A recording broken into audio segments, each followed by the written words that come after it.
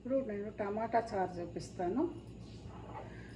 ఇది టమాటా చారు గ్రైండ్ చేసినానండి. ఇది టమాటాలు కట్ చేసి గ్రైండ్ చేశాను.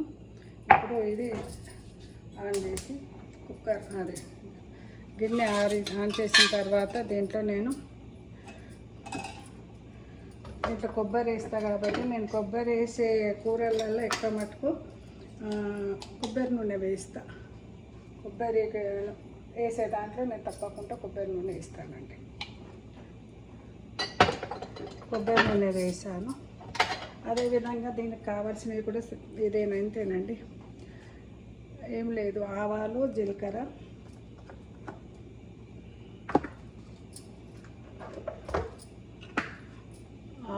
ఇది జీలకర్ర వేస్తా టమాటా చారు కూడా.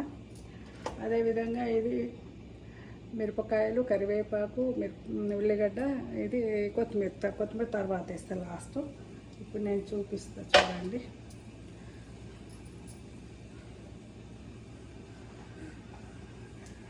నూనె ఇదైందండి. తర్వాత ఇప్పుడు ఆవాలు వేసాను. అదేవిధంగా జీలకర్ర,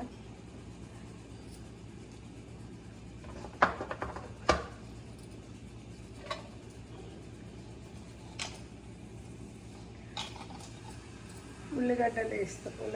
అది మిరపకాయలు, ఉల్లిగడ్డలు వేస్తున్నాం. ఫ్రై అయిన తర్వాత కరివేపాకు,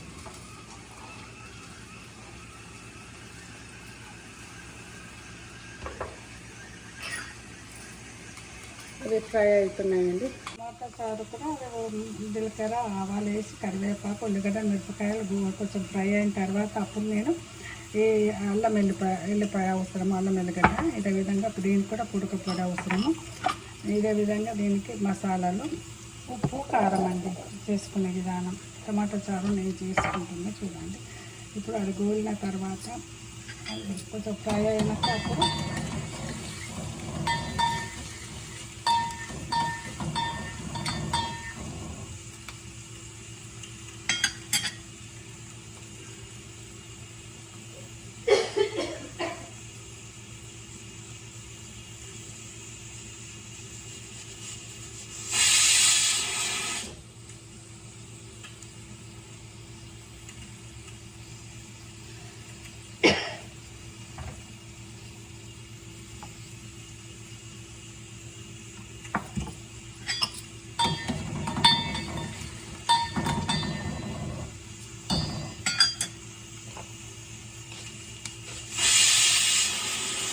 ఫ్రై కావడానికి కొంచెం సాల్ట్ వేస్తాను.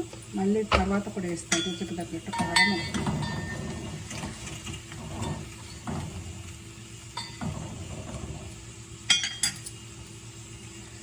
గ్రైండ్ చేసిన టమాటా చారు,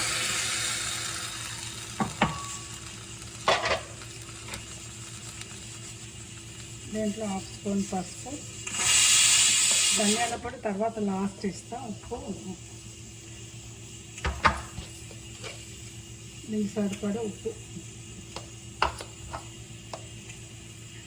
అదేవిధంగా కారం,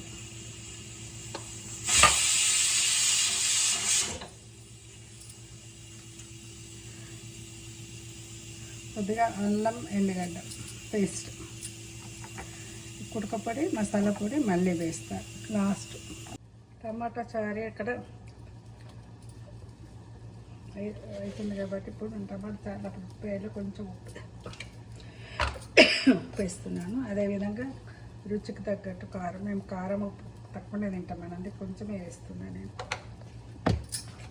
ఇది కూడా అంతేనండి, కుడకపొడి, కొద్దిగా మసాలా పొడి వేస్తాను. టమాటా చారు మినపప్పుకు టమాటా చారు బాగుంటుంది. లేదంటే చింతపులుసుతో చారు కూడా చేసుకుంటారు, ఆ చారನ್ನು చేసుకోవచ్చు. ఇదండి ఈరోజు టమాటా చారు. కొత్తిమీర వేస్తున్న దించే ముందు. మళ్ళీ అదేవిధంగా కొంచెం ధనియాల పొడి. పులుసు కూరలో మెంతి పొడి కూడా వేయాలి, నేను మర్చిపోయాను, ఇప్పుడు వేస్తున్నాను. ఏ పులుసు కూర వండినా కానీ కొంచెం మెంతి పొడి వేయాలి.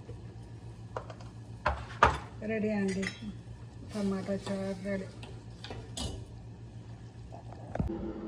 టమాటా చారు రెడీ.